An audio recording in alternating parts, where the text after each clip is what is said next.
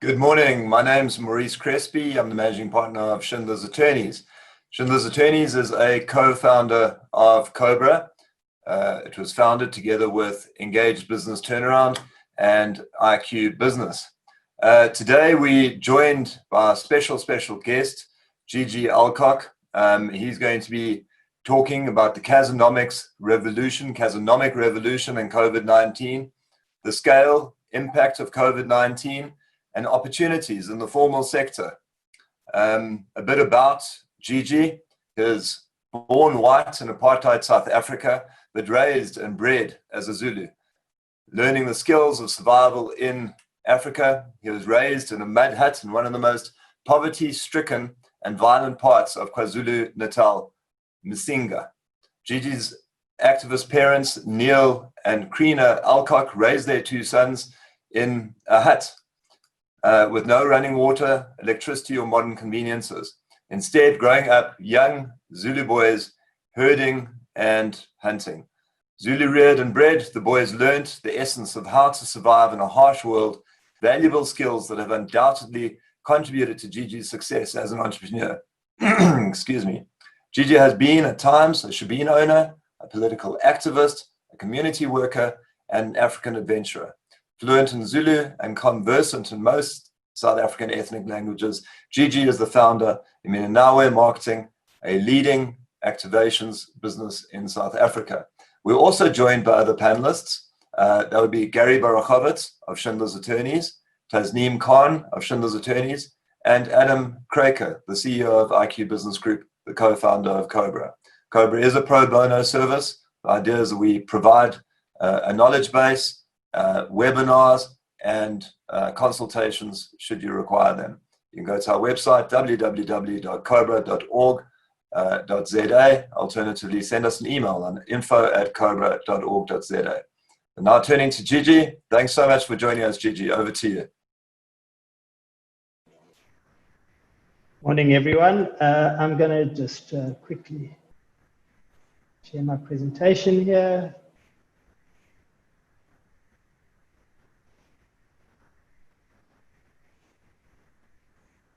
Great. Can you see that, Maurice? Yes, perfectly. Thank you. Great. Hi, everyone. So I'm going to go into it, and I'm going to go fairly quickly. I think Maurice has introduced me. So my focus is very much around Kasinomics, something I learned growing up in a mud hut, and then specialized in this in my business, Minawe, and have written about this extensively. I wrote a book, Third World Child, Born White Zulu Bred, about growing up in a Zulu mud hut. And then Kasinomics and Kasinomic Revolution. And the concept of Kasinomics, really the economy of the informal sector. And it is a sector that is kind of underestimated in terms of the scale. And the concept is around Gassy being the term for the township. But the informal sector is all around us, and we see it everywhere. And generally, we have this kind of misperception about it being fairly small and insignificant. I believe, and hence the title of my book, Kasinomics Revolution, that the next, this informal business sector is the next great frontier of Africa. There is currently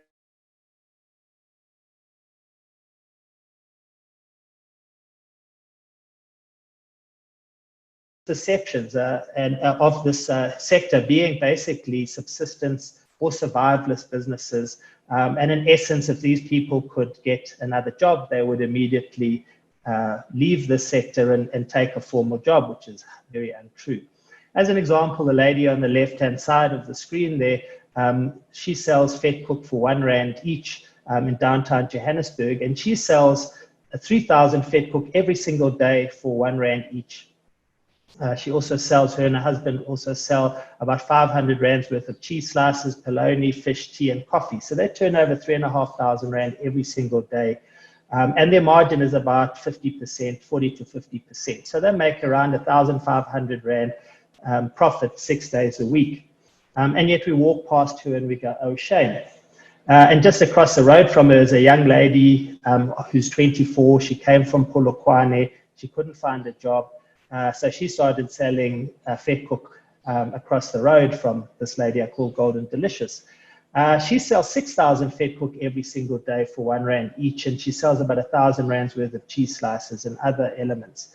And she employs 4 staff, her brother and 3 others. And again, we kind of see her survivalist of subsistence. The lady in the center there sells snacks at a school in Tembisa. And I was chatting to her and I said, how long have you been selling here? And she said, 26 years. I was like, 26 years at this table, sitting on the upturned bucket and a plank.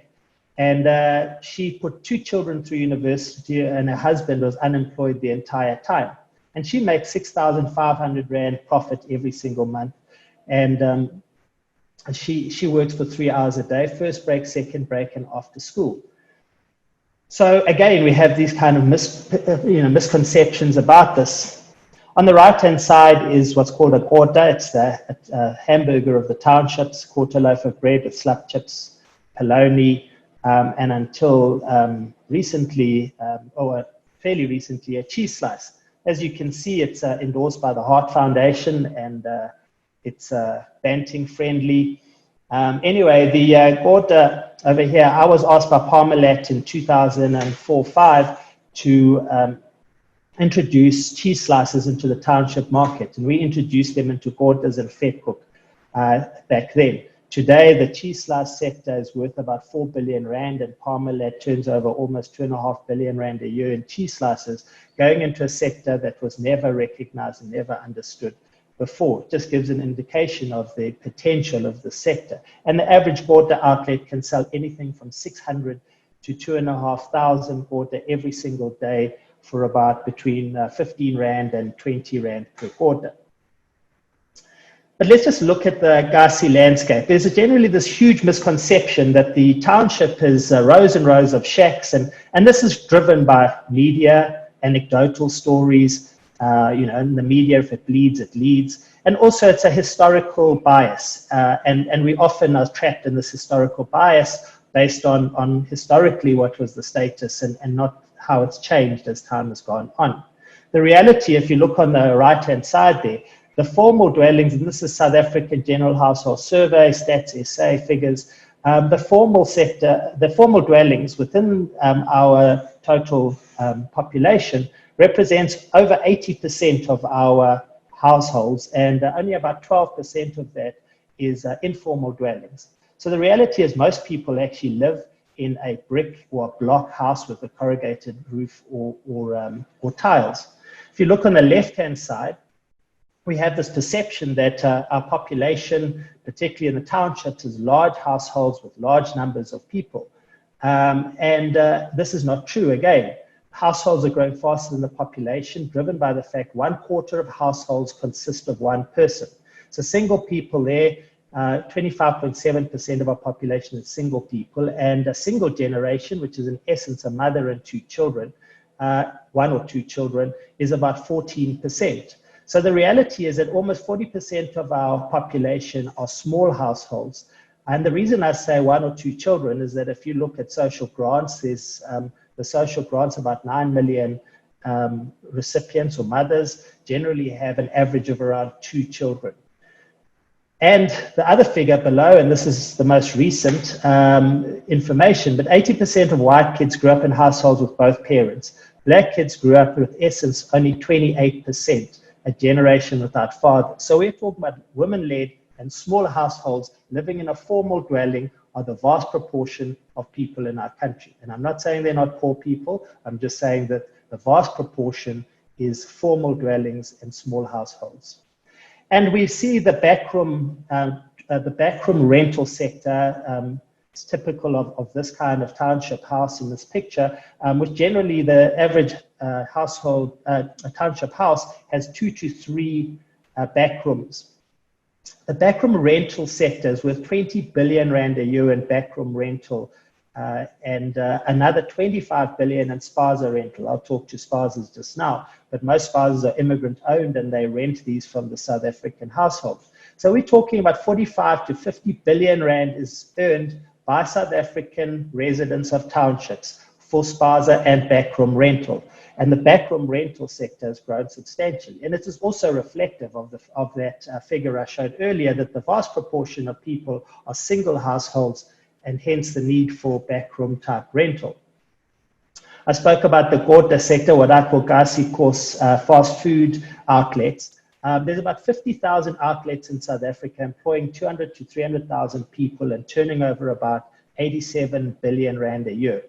This is a multitude of outlets, everything from the Gorda outlet to Shisanyamas to caravans on the street corner, all the way down to affordable little snacks on the street corner, ranging really from premium down to relatively cheap, and driven by things like the Gorda, the top left there, it's called amapleti. There's a huge sector of amapleti, which is like a plate of food that you can buy from one of these caravans, generally selling for about 35 Rand, no matter where you buy it in the country. Also, there's a lot of talk about the immigrants in our economy, and particularly in the spaza sector. This Gassy course sector is 100% South African. South Africans dominate the fast food sector. And going into the spazas, the typical perception is that the spaza sector is very much the top left there, the hole-in-the-wall spaza. And yes, there are about 70,000 of these spazas, what people call opijemamfana, because which means a run child, because the vast proportion of shoppers from these outlets are children who are told run down the road to go and buy supplies.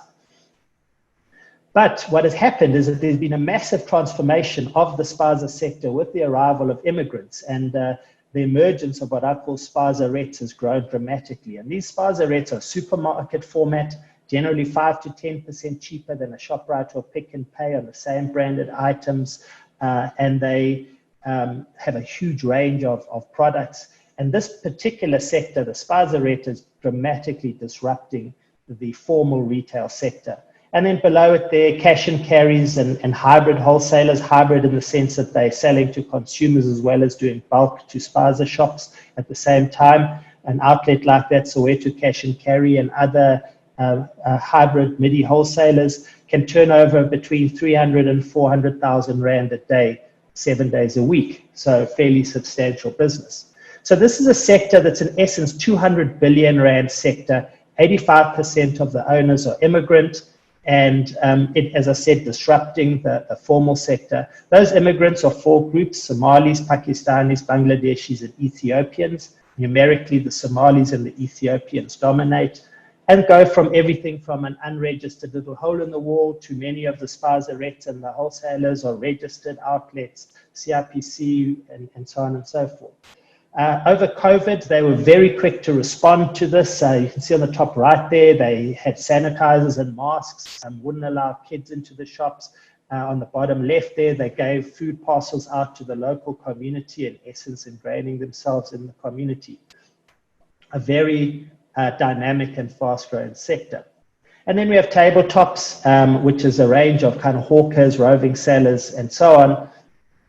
And we tend to, again, kind of see these as subsistence and survivalist. The average hawker can make anything from 3,000 Rand to 15,000 Rand per month profit.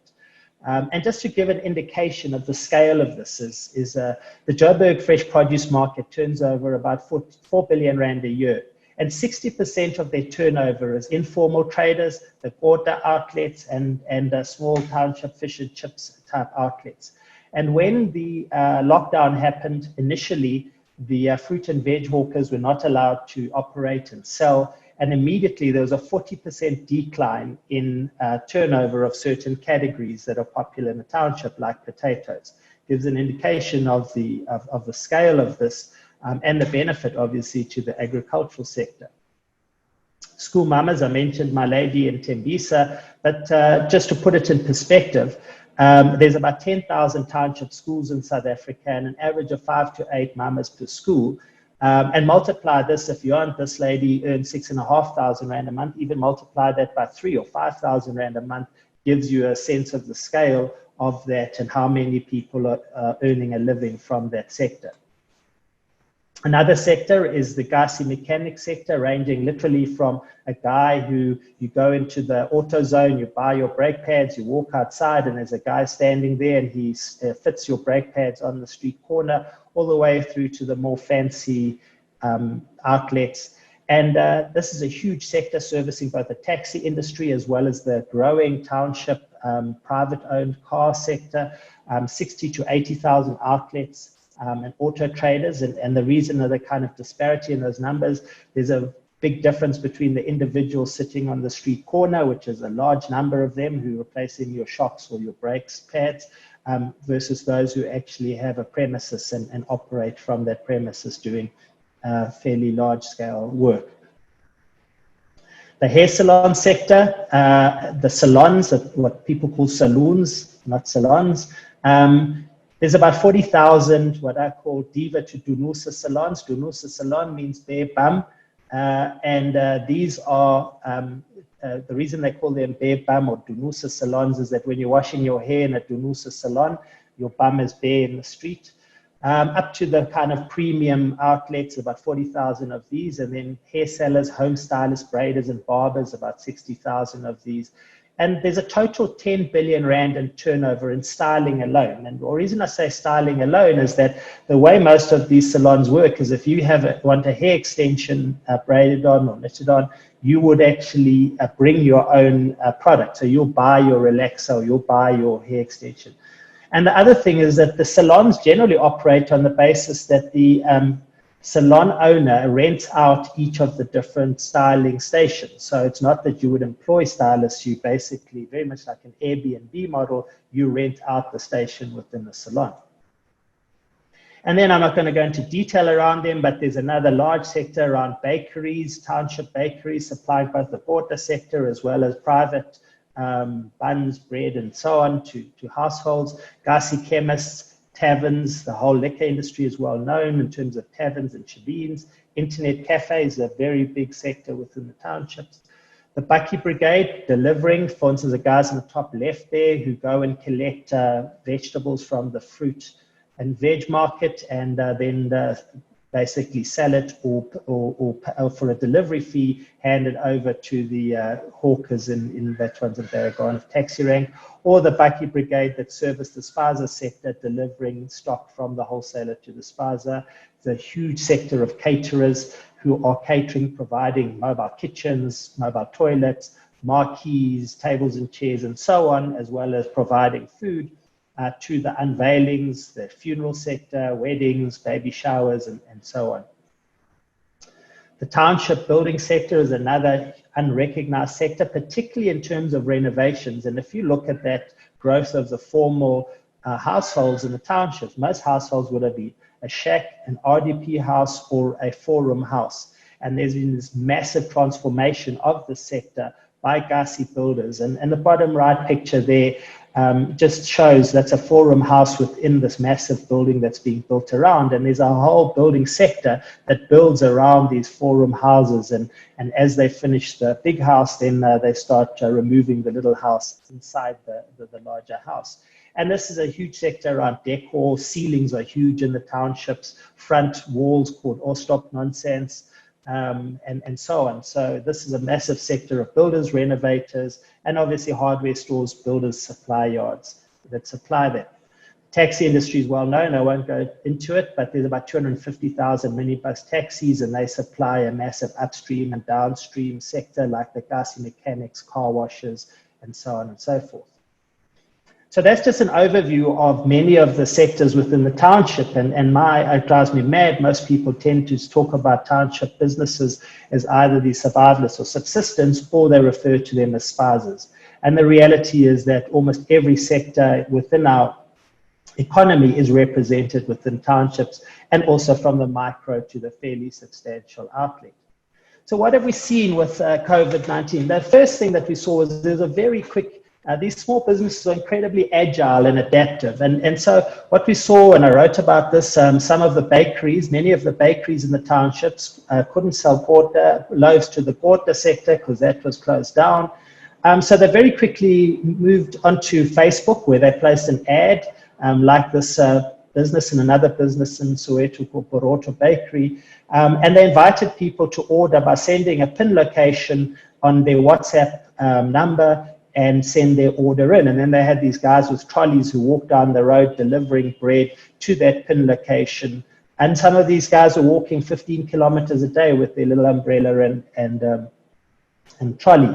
The fruit and veg hawkers, who generally are often selling in commuter points, very quickly moved to mobile because their customers, the traffic coming through a taxi rank reduced substantially. So like the guy with his trolley there, he's got a bicycle hooter and he hoots boop boop, and people come out of their homes and buy from him. And that's always existed in the townships, but it has substantially increased. With the fast food sector, those Gassy course outlets that I mentioned earlier, they were all closed. The fast food sector was not allowed to operate. So many of them, however, like the pink one there, operated out of the back. In fact, many of them said that the police and army needed to eat, and they made really good business by supplying fast food to the police and army patrolling the streets. But also many of them, when delivery was opened up, very quickly moved to delivery, like Buffalo King Corner there. They placed this ad on Facebook and then invited people to also send a WhatsApp, and then had a youngster or a bicycle or whatever delivering down the street. So, and they said, you know, we're benefiting from the lack of KFC and McDonald's. When your child wants a burger now, you give them a quarter. And as I said, police and army eat from our shops. Eskom has been blacking out whole sections of the townships. And every time Eskom blocks off a township, everyone orders, as happens in the suburbs, orders quarters or chicken dust or whatever it might be from the fast food outlets. What we saw is that very quickly, when livelihoods are threatened, people returned to work, and even in level 4, people just started moving back onto the streets. And a vast proportion of informal businesses or Gassy businesses are based out of the residential area. So they're either operating in a residential area or they're operating from their home in a residential area. And so they just started moving back to work. Even the car washes, this picture was taken during level 4. The car wash guys offered the police to wash their cars for free on condition that they didn't stop them from washing other people's vehicles. So very agile and able to operate whatever the circumstances. So I would like to look at what are the Gassy and the Kasinomics sector's impact of COVID, and also what I see as medium to long-term trends as a result of this. And this is based on a fairly substantial survey in rural districts. My brother runs a rural NGO in 5 rural districts in KZN, as well as work we did in certain townships. So over the next 6 to 8 months, we're going to continue to live under some form of restriction. And importantly, there is going to be the impact of lockdown is going to create a lag on this Gassy economy. Another thing is that behaviors and habits, and it's not only in South Africa, worldwide, behaviors and habits adopted will remain post the lockdown. So what we're going to see and are seeing already is the pensioner and the social grant mom is growing in importance, is becoming the decision maker in the home. And if we look at social grants, there's 11 million grant recipients earning about 20 billion rand plus a month, about 250 billion rand before the COVID increase. And if we look at the COVID increase, 3 million old age grants of around 1,860 rand, they now receive an additional 250 rand a month. So that's a substantial increase. But the child grants, who receive about 440 rand per child, average of 2 kids per month, receive an additional 500 rand per mom. So the average mom will receive now anything from 980 to 1,400 rand a month. And this is a substantial increase. If you're earning 440, you're now earning 500 rand extra. It's unclear how many will qualify for this 350 rand COVID unemployment grant. Could be 2 million, it could be 5 million people. But it really is a day's turnover for a small Nyana hawker. I mean, you saw the numbers I mentioned before. So I do not believe this will make a great impact, although I'm sure it will be welcome. And many of those receiving it will also be operating on the side in the informal sector. But the point is that there's a massive increase in income happening within this sector.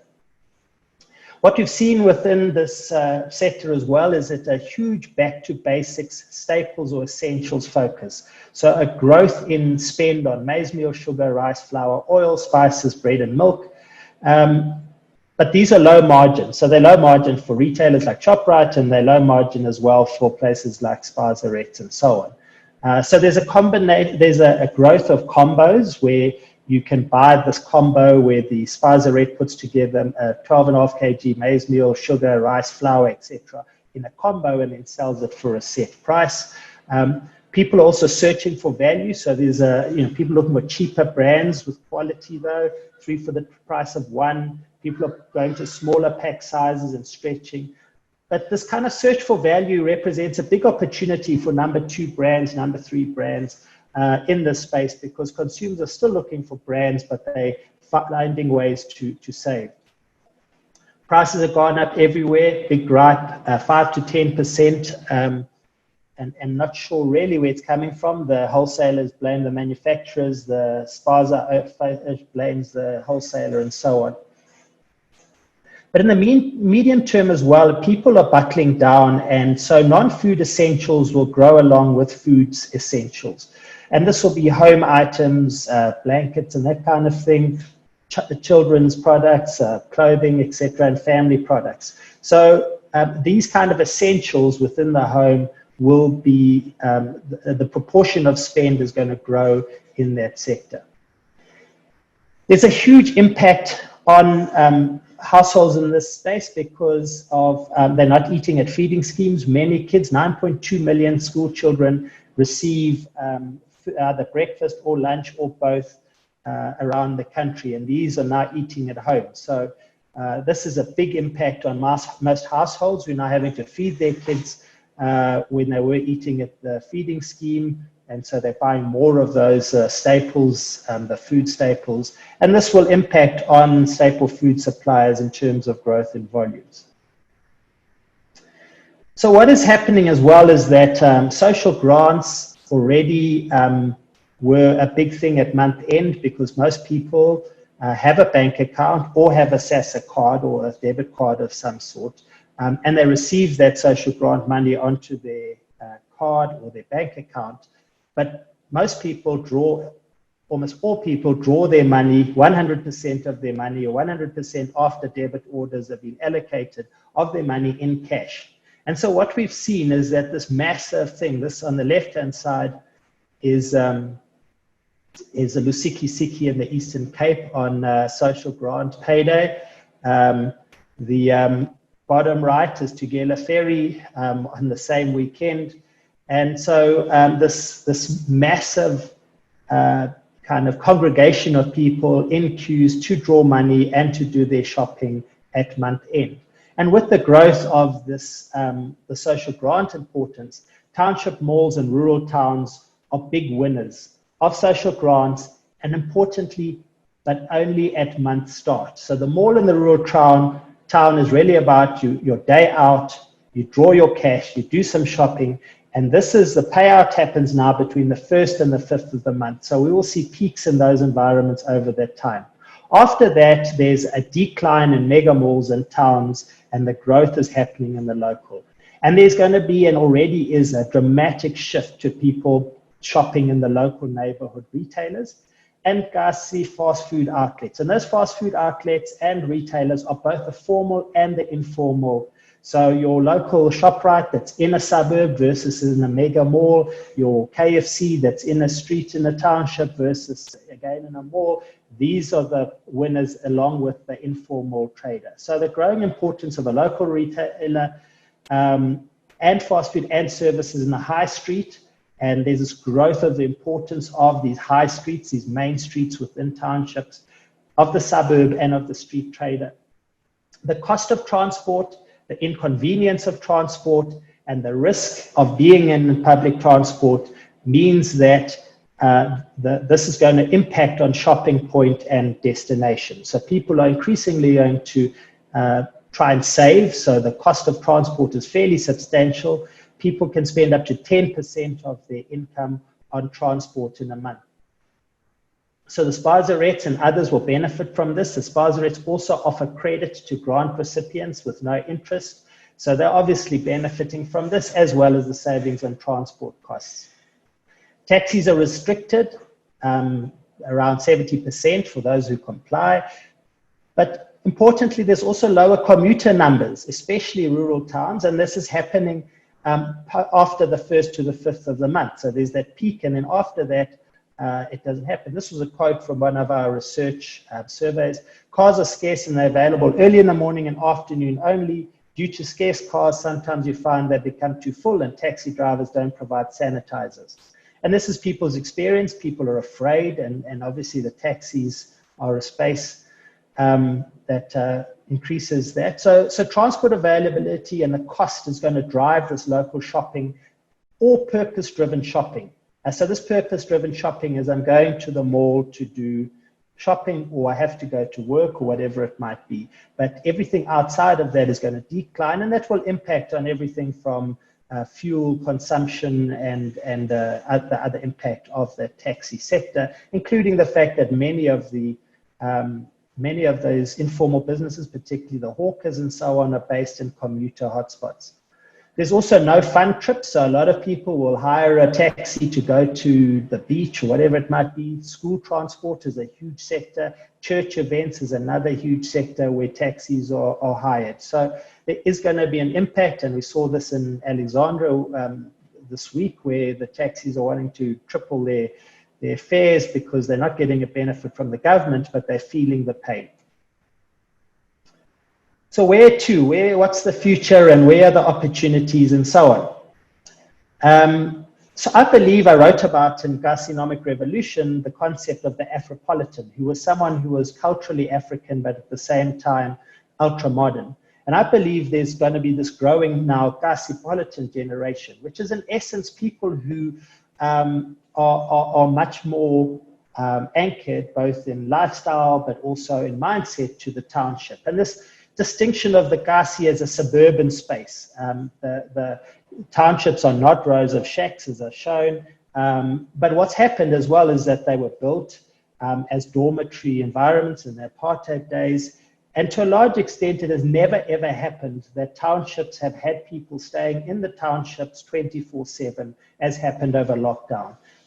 People, although more recently they have been more of a suburb, but most people leave the township at some stage to go and do business, stock up or whatever. And this change was dramatic over lockdown. So this distinction of an urban space, but this is impacting on the use of local street or high street, as I mentioned, for grocery, entertainment, takeaway and services. We need to really understand this kind of mindset and how people connect with the space, both from our lifestyle and mindset, and this growing sense of the Gassy not as a negative dormitory, but actually as a positive space, as home, and a place where I chill, a place where I do shopping, a place where my life now happens on a larger level than before. So the trends and opportunities in Africa, it's not about online and virtual, it's really about WhatsApp and Facebook. As you saw with the bakeries and so on, using WhatsApp and Facebook, and we're seeing a growth of this. Data-free apps and use of free Wi-Fi is going to grow, and it's certainly needed more. I mentioned bum fences there, the picture on the bottom there of the people against the palisade fence. That's a community center, and inside the fence they have free Wi-Fi, and in many places we find people leaning against the fence with their arms inside the palisade, getting the free Wi-Fi, and just their bums on the other side. A very common site where there's free Wi-Fi. There are apps like Hash Data Free, or platforms with free data-free apps. Malaysia.com on the right there is a very innovative product where you can order using a Q code and send your groceries to Zimbabwe. And I think there's going to be more of a growth of this. So this opportunity in data-free, low data apps, reverse billings, and WhatsApp or Facebook-based e-commerce. People are familiar with, they're already using this, and the opportunities lie in that. Also, the growth of Gassy collection and delivery. I mentioned the Bucky Brigade on the bottom left there, but also Gassy kind of in inverted commas online, that Gassy online being like the WhatsApp ordering and so on. There's a business in Western Cape called Order Gassy where you can order your products, and one in Limpopo, more Q for you, where basically you pay 65 Rand, and they will go and queue for you at the ATM, and they will queue for you at the ShopRite and do your shopping and bring it back to your home. So you as a Gorko don't have to leave home. And I think we're going to see more and more. Those are just some of the ones I'm familiar with. There's also a need for small business and informal businesses to get small loans, rotating credit, short-term stock purchase credit, and so on. And this existed beforehand, but it's obviously been exacerbated. Many outlets, whether it's a hair salon or a hawker, have eaten through whatever reserves they've had to restock. And yet at the same time as there's this massive need, microfinance only offers finance for small businesses and for personal finance, and nothing for small businesses. And there's no COVID government benefit at this level. You know, there's this 200 billion Rand COVID loan scheme that's geared through the banks, but none of the banks are able to offer this government loan guarantee scheme on to small businesses that may need 5,000 Rand or 15 or 20,000 Rand. They're just not geared at that level. So most of these businesses, and this is formal and informal, but I'm talking particularly about the informal sector, a massive need for this, and particularly at this time to reignite and restart these businesses. We also need to look at how can we facilitate township businesses getting the same terms and rates as formal retailers. We need to level the playing fields and reduce trading barriers. So the one a bakery I spoke about, Boroto Bakery, who have those trolleys and are delivering around, contacted me and said, we're buying flour. We buy a pallet of flour a week, and the price has gone up by 20%. And we need to try and find a better price or kind of where we can bulk purchase. And I approached one of the suppliers of flour, and they were like, listen, we just cannot supply a guy a pallet of flour a week. But can you imagine if there was 1,000 of these Boroto bakeries and each is getting a pallet a week, and someone structured an aggregating platform to aggregate their orders, in essence replacing wholesalers. And I think there's a really big opportunity around aggregating these businesses. These businesses are about a multitude of small businesses that when you look at the combined total represent a fairly large sector. I also made a submission to the Competition Commission Grocery Retail Inquiry, and they came out with a range of recommendations that basically said that the terms and rates that retailers can get from manufacturers should be offered to the small person as well, among other recommendations. And however, this was made entirely voluntary. So we know it will never happen. I believe one of the urgent things now would be to make those recommendations of the Competition Commission Grocery Inquiry enforced, to enforce this leveling of the playing fields for the smaller retailer, and not only an informal retailer, but across the spectrum. We need a new level of business classification. We currently, all COVID relief is if you are CIPC registered. I read the other day in Rwanda, it takes you 4 days to register your business. In South Africa, it takes you 40 days. I recently registered a business, took me a lot longer than 40 days, and I've been in business for more than 30 years. So I don't believe that 40-day figure, and we all know about the red tape and bureaucracy around that. I believe there needs to be an opportunity to allow these businesses to register and to receive relief, not just because they're CIPC registered, but long-term, if we need a business classification for the sector of business that will also enable them to get into the tax net and so on. So this is a cash sector to a large extent, and the nature of this market is a multitude of small payments. And I did a kind of very basic exercise and said, like, wait, what is the payments that people make? So daily, it's cash. Pay your taxi, pay the hawker, pay the spaza, pay the Gorda outlet, pay for carry, which is pocket money. Weekly, it's also cash. You pay your supermarket or spaza rent, you pay church, airtime, pay staff, buy stock, all cash. Monthly, it's cash deposit. and debit order. So you pay your accounts and policies on a debit order. You can swipe at the retailer if you're at the ShopRite or Pick and Pay. But the rest becomes cash again. You pay your rent for your back room, you pay your builder or cupboard maker, you pay the Stokvel cash, a picture on the bottom there, pay the salon and so on. And of course, what's not cash would be send money, but you take your cash to the person who then sends the money. So annually, it's about Stokvel buying, back to school, Stokvel payouts, and so on. And what we see is the reason we have these massive queues is that bank accounts have become post boxes. The money goes in, whether it's social grant or whatever it might be, and people immediately withdraw it. We're also seeing that bank accounts are now like SIM cards. In essence, most people have between 3 and 5 SIM cards, one primary SIM card, and all the rest are in essence playing with what data or airtime specials there are at that time. And the advent of these low cost or zero cost bank accounts means that it's easier for me to open a new bank account and move all my stuff there than to, for instance, stop an illegal debit order. It costs me 10 Rand to stop an illegal debit order, and then it comes back the next month. But I can go over to Time Bank and I can open a free bank account and operate from that. It's cheaper than a 10 Rand stopping of an order. The reason why people draw all their money is there's no card acceptance outside of the formal sector, that all those daily payments and so on. And most importantly, depositing cash is cheaper than card acceptance. Do the sums, but in essence, cash deposit is cheaper than card acceptance. So even the trader who's got cash would rather deposit it into someone's account than accept cards and do an electronic payment. There's a whole story around that I won't go into right now. The opportunity is around a multitude of small payments at an affordable rate. So if you were able to pay your hawker 10 Rand at an affordable rate using your card, in South Africa, we have some of the highest rates of card acceptance for merchants. But why are we trying to escape cash? Cash is growing worldwide, I believe, and I know it can infect you, but the reality is that how do we accept cash as a platform? So can you, for instance, get can you get a funeral policy or pay your insurance on a pay-as-you-go basis? Currently, no, you can't. It's all debit order.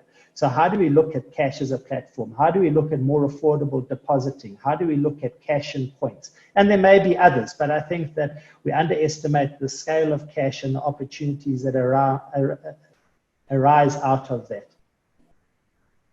Another huge sector where I think there's opportunity is the fast food sector, the amabledi, shisanyama, gorda, chicken dust sector. And it's really about changing model to supplying small amounts versus bulk. It's about giving terms to small businesses. On the bottom left, there's a young guy called Kobano who runs a business called Gassy Convenience, where he delivers on credit food in bulk to fast food outlets. He was delivering potatoes and those takeaway boxes and so on. And I connected him with a chicken supplier who gave him credit, and he is now supplying chicken to these fast food outlets. In December, he was not selling any chicken to these fast food outlets. Today, he only delivers chicken to 30 outlets in Soweto and 2 suburbs in Soweto, and he's currently delivering 2 tons of chicken a week to 30 outlets. Can you imagine the scale of that on a national basis? So I think that this kind of fragmented distribution versus a distribution center lends itself to regional or smaller producers. So in ending, the gig or the shared economy, the nature of the gig or shared economy is that it's highly fragmented. So there's a multitude, let's talk Uber or Airbnb, it's a multitude of individual small businesses that in total become a large one. They're hyper-personalized, so they're very personalized. And so, for instance, Uber has your profile and all your details and so on and so forth. And the same applies for the informal sector. It's very personalized, focused. They understand who their customer is. Generally, they have the same customers coming all the time. It's highly fragmented as well. Both sectors are highly networked, but one is networked through the internet or apps. The other one is generally a geographic space or community. And what has happened with the gig or shared economy is tech has created this aggregator or multiplier effect. And these lessons from the gig or shared economy are ones we have to consider in terms of this informal sector. And so how do we supply fragmented markets? How do we create aggregating models so we can supply Barot or bakery with flour? If we look at Starbucks and Fair Trade Coffee, they supply seedlings to a multitude of small farmers in Central Africa. And then those small farmers take their 5 or 6 bags of coffee to a central market point, and then they get aggregated and taken further. In India, the dairy sector is about trucks going to farmers and getting 10 liters here and 20 liters there versus going to one large farm and taking hundreds of thousands of liters from there. So we need to look at different models. We need to develop tech solutions, databases with geolocations. We need to look at small transaction payment and withdrawal. So can we pay, is it worth a trader accepting 5 Rand payment or 10 Rand or 15 Rand for the taxi, and ditto with withdrawal, so that people aren't withdrawing all their money at the beginning of the month, because actually it makes sense from a cost perspective to withdraw 10 Rand or 20 or 200 Rand 10 times versus drawing 1,000 Rand one time. And hybrid online and cash payments. I believe that Amazon in Kenya, you can order your books online or your stuff online from Amazon, but then you can go to a point and actually make a cash payment for your online purchase. And I believe there's a really big opportunity. It's not about only being online or only being cash. I think there's an opportunity for these hybrid models.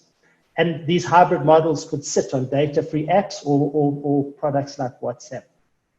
GG, I just want to give you a 12-minute, you asked that, I let you know. I didn't want to interrupt because this is super interesting, but just so you know. So please pose questions if you have any. I've got 2 minutes and I'm done. Cool. I think often we look at how we can create new entrepreneurs, and it's not about new entrepreneurs. As I've shown, they are there and generally they're doing really well, and many of them have been in business from 26 years to 10 years to 5 years and so on. How do we recruit, support and supply these existing businesses? We also need government enabling regulations and classification for informal as well as formal small businesses to enable this sector much better. So I think that there are massive opportunities to engage profitably with the sector by changing your business models, by thinking differently about the sector, and through that you can take part in this Kasinomics Revolution. And apparently attributed to Darwin, business mirrors biology. Those who survive are not the strongest or the most intelligent, but the most adaptable to change. And at this time, we need to be adaptable to change. And these small businesses, these Kasinomics businesses, are incredibly adapted to change, and they're going to continue to thrive and to do well. There may be about 20% of them that will not be able to restart for whatever reason, but the vast proportion of them will continue, and therein lies the opportunity. Thank you.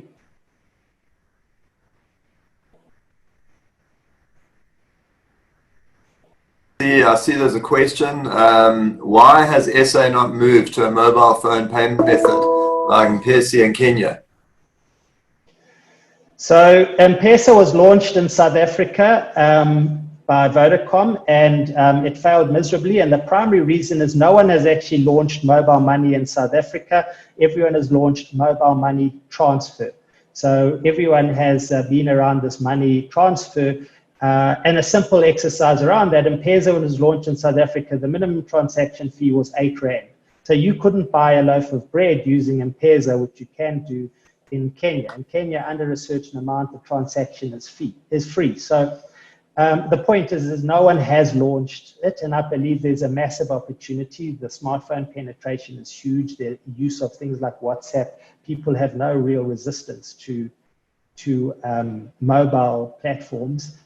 It's that no one's done it, and I think most people are greedy. The cost of a transaction with a card is 2.6%, is probably the lowest you can get. In China, it's 0.01%, I believe, and they were very quickly moved to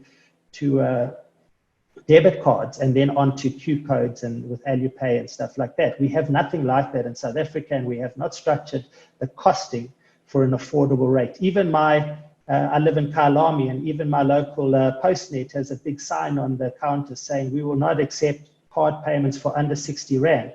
Why would a hawker accept a card payment or another payment for under 60 Rand either? So, and as per those transactions I showed, the vast proportion of transactions are small transactions. So it's how do you enable a large number of small transactions at an affordable rate?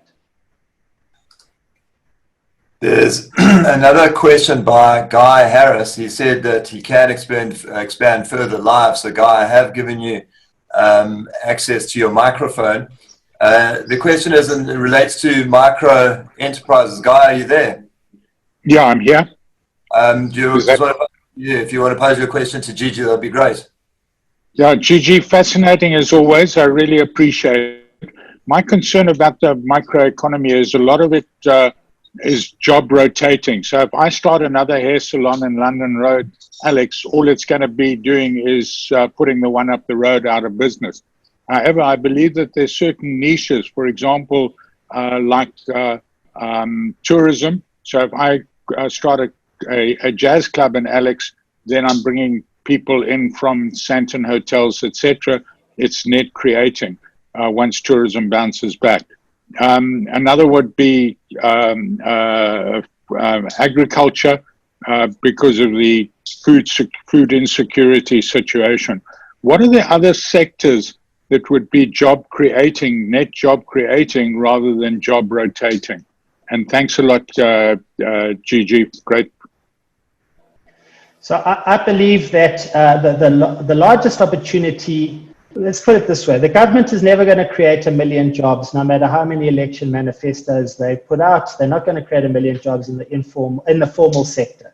The reality is, how do we create them in the informal sector and in small businesses? And the opportunity is when a water outlet is able to grow, if they can finance their business and grow their business, they are able to employ another 2 or 3 people. And there's large levels of employment within this sector. And for me, the opportunity is growing these businesses. So for instance, a hair salon, if they need to grow their business, they have to close their business, and then they they use money from the stokvel to expand their little hair salon. But the opportunity would be, if they could get a loan and they could get all sorts of other benefits, they would very quickly grow that sector. If we look at the spaza sector in South Africa was destroyed by the formal retailers entering the townships. The Somalis arrived in a sector that was dead. And what they did is that they were able to capitalize money within their community.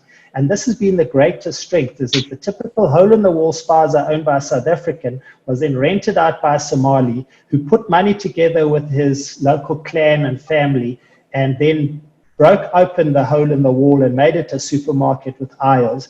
He had capital to go to the wholesaler and double up on the amount of stock he was carrying. Most South African guys didn't have enough stock. And in the process, they've built this 250-odd billion rand sector that is actively competing with Shoprite, Pick n Pay, Spar, and so on. And the same applies to all of the other sectors, the fast food sectors.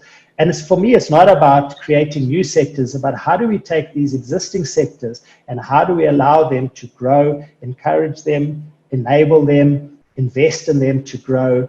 And in the process, they are able to employ more people. Like the lady on the street in downtown Joburg who's employing 4 people. But tomorrow, the city of Joburg will kick her off the street and those 5 people won't have a job. What if she had more security, and what if she could invest in that business? That is where the opportunity lies, with these existing businesses, growing them, enabling them to employ more people. There's another question. How do businesses enter the Gassy supply chain? Pay me lots of money and I'll help you. But no, I think that the real opportunity is, I mean, it's really about understanding first that business sector, creating products that resolve pain points and resolve issues within that sector, And from there, it's relatively easy. I just think that most people don't recognize that sector as a business sector and don't create products that are designed for that sector. So accessing it is actually the least difficult. The hardest is about developing the right products for specifically designed for that sector. Is there a market for the clothing sector like Pepcore, for example? That's from Wendy. So there's already a massive sector in what they call Dunusa, also Dunusa clothing sellers who are selling secondhand clothing. And they're called Dunusa as well because while you're bending down to go through the clothes on the cardboard on the ground, your bum is there in the street. So I believe that there is a really, again, it's about how could you convert those ladies who are selling and doing really well. I mean, they're selling large amounts of clothing. Could they sell affordable clothing and new clothing, not just the second-hand clothing? Could they move from a piece of cardboard on the ground to a little kiosk and sell the clothing from there? I would say absolutely. It's not about setting up your new business. It's about how do I take this existing entrepreneur who knows everything about their customer, about what works, what sells, and how do I enable her by supplying her, by giving her infrastructure, a loan, or whatever it might be. And there's a very innovative NGO, the Clothing Bank, who's already doing this kind of thing. But I think it needs to be stepped up to the next level. In terms of how could we take the clothing sector and formalize it. And I'm not talking about the counterfeit sellers who are selling rip-off Nikes and stuff like that. There's a whole other sector that is a legitimate and legal sector. There's a comment by Gustav, which I think I'm just going to read because it's quite endearing to you. Thank you, Gigi. It's a great privilege. Having been given the opportunity to listen to your knowledge economy. Gustav Muller from Pick and Pay Value and Developer Manager USAVE. He says, my first store was a spaza in Mandela Camp, passionate about this. The next question I have for you is, please can you talk to the payment platforms that cater to financial inclusivity for the proprietary banked in the informal sector? So I'm not sure exactly what that means, but inappropriately banked. Yeah, inclusivity for the inappropriately banked.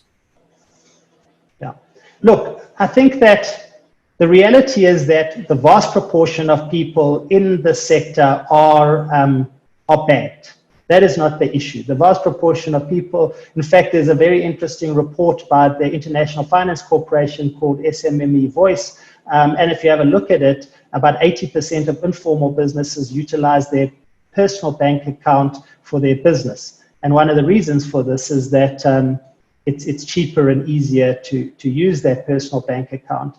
Plus, a lot of those businesses in that research report explained how using cash was easier to manage. It was easier to manage their business and their cash by using cash versus having an online or having a bank account.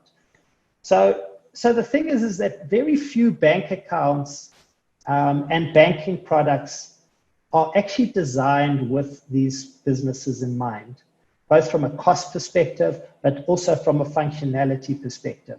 And I think that the opportunity is about how do you, and if you look at all the bank accounts out there, whether they are business bank accounts or personal bank accounts, they're all Me Too.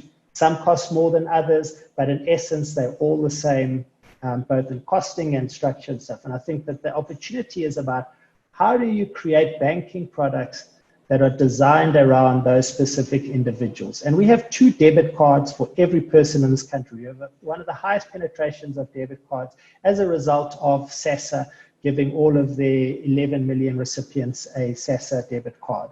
And people are familiar with the debit card. The fact that they don't use it is not related to the fact that they are not, they're banking illiterate, or that they don't have a bank account, or that they don't understand swiping or anything like that. The reality is that the current products do not serve them. And then there's a multitude of e-wallets out there. And again, those are closed loop systems. And that closed loop system doesn't enable a hawker to accept or an order outlet and so on and so forth. And so until they are appropriate products, you're going to struggle to get any traction within that space. There are further questions, but unfortunately we are out of time. So I'd like to thank the attendees. I'd like to thank GG. Thanks so much for coming on again. I said last time that I wouldn't let you go. It worked. I got you back. I'm going to get you back again. Thanks to the other panelists for joining. Please join us tomorrow. We have 2 webinars, one by New Capital in the morning, and then Safiso from IQ Business wraps up at 3 o'clock. It's an economic wrap-up of the week. So please join us then. Thank you so much for joining us today. Until tomorrow, goodbye. Thank you.